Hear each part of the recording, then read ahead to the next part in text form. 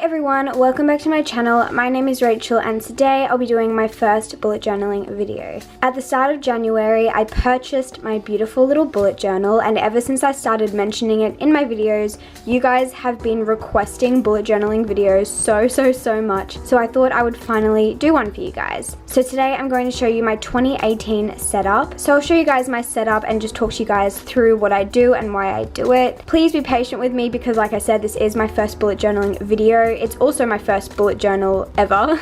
So my setup isn't perfect. I'm kind of just experimenting and finding out what I like and how I like things set up. My hand lettering is not perfect. My sketches aren't perfect. I'm very much a beginner, so please be patient and remember that I'm a beginner and I'm just learning. But let's get started and I'll show you guys how I've set up my bullet journal. So this is the Leuchtturm 1917 A5 journal. I think it's the charcoal color. It's just like a dark gray color. So in my bullet journal, I didn't do a key or a legend or anything like that because I just didn't see the need to. I didn't really want to. So I just started off with my title page. This is my 2018 title page. This is kind of like the theme that I went for just my 2018 setup. And then as I go into each month, I hope to have a different theme for each month. So over the page, I just have a quotes page and my year at a glance. So this quote just says, "Blessed is she who believes that the Lord will fulfill his promises to her." And I just really love that quote. And when I read this, I just fell in love with it, and I feel like it was something that God was really speaking to me through. And I just wanted to pop it here so I could remember it throughout the year and remember that God is always so good and that his promises will always be fulfilled. And then obviously I have my year at a glance. It's just an average year at a glance. It has all the months here, which is really helpful. And all of the pink highlighted kind of parts are just where I have my university holidays, which is a lot actually. I have a lot of university holidays. Then flipping over, we have my future log. So here I've put all of the months and I've just broken it up into birthdays and events. Birthdays, events, and it goes on. So I have a lot of birthdays in here. I still have a lot of birthdays and things I need to add, but I really like the look of this so far. The reason why I have a future log is because I am only going to be doing my monthly setups as they come. So I only just started my February one and I won't start doing my March setup until probably nearing the end of February. So if there is something that I want to write down that is in the future where I haven't set up my monthly layout for that yet, I can just write it in here so I don't forget it. Then on the next page, I have my vision board and my 2018 resolutions and goals. If you guys want to know about my resolutions and goals, you can check out a video that I did all about that, explaining it in further detail. And over here, I just have my vision board, and this is just basically what I want my year to look like. So things I want to achieve or things I want to do, or just, yeah, what I want my year to kind of look like. So I have a picture of Melbourne because I want to go to Melbourne. I have a picture of boxes because I want to move out this year. I have all of these Polaroids here because I just want to make memories. I also have an A+ here because I want to get a high distinction. It's one of my goals. Some of these kind of cross over. I have a running thing here because I want to go on runs this year, which I have been doing. I have a picture of Sydney here because my big brother is actually moving to Sydney in about a month, so I want to maybe visit him depending on how the year goes. Then I have some savings goals for myself that I've set up that I want to achieve, and then this is just the same quote that I had on the other page because I just want to remember that.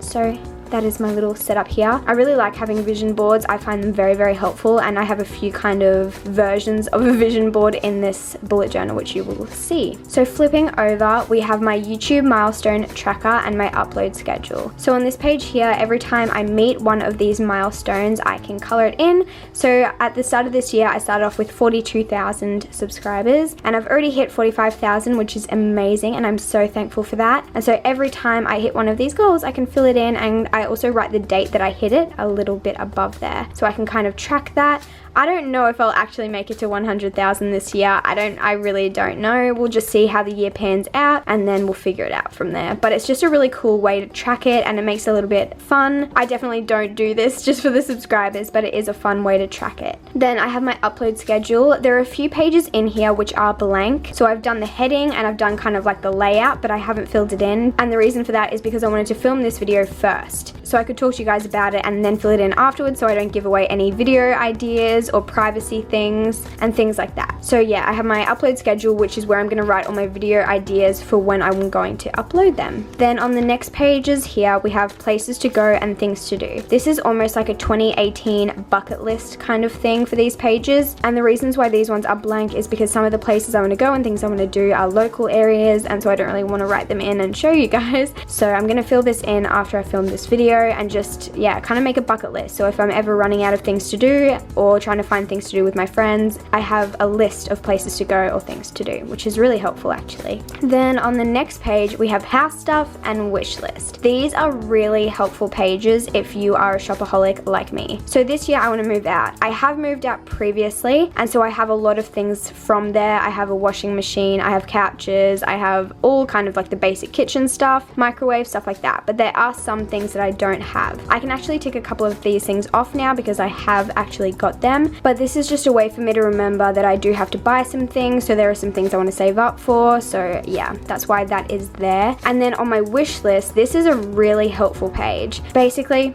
I'm a shopaholic. I like to buy things, but I've found that if I do a page like this, I used to just do it on a piece of paper and stick it up on my wall, but if I have a page like this, I'm less likely to spend money on stupid or impulse buys. So here I have a page of a bunch of things that I would love to purchase, but they're not really necessary to my life right now. So things like shoes or a ring light or a nice shirt or an iPad, they're things that I would love to buy in the future, but I don't necessarily need right now. So it means when I go shopping and see a cute shirt and I'm like, oh, I want to buy that, I remember this page and it helps me to remember the things that I actually really want to spend my money on. And then every time I get one of these things or purchase one of these things, I'll be able to kind of tick it off, and it's just a really helpful way to save your money and to spend it on things that you actually want instead of impulse buys. Then on the next pages, we have books I've read and books I want to read. One of my New Year's resolutions is that I want to read at least 5 books this year, and so I think it'll just be really helpful to track the books that I've read, and then if I want to read a certain book, I can write it in here, and then when I finished a book, I can move on to one of the ones on this list. Then I have my university calendar. This just has all of my holidays, all of my exam blocks, any kind of holidays or important events on here, and this is just a really good thing to flick back through. They have one online, but it kind of includes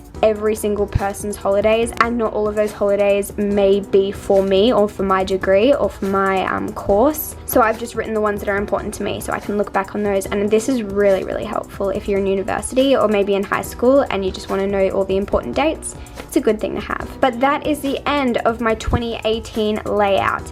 I have also done my February one. If you guys want to see my February layout, let me know. It is a little bit shorter than my 2018 one, but I would love to share it with you guys if you guys want to see it. So I hope you guys did enjoy this video. If you did, please give it a thumbs up and subscribe if you haven't already, and let me know if there are any specific bullet journaling videos you'd like to see in the future. But other than that, I guess I'll see you guys in my next video very soon. Goodbye.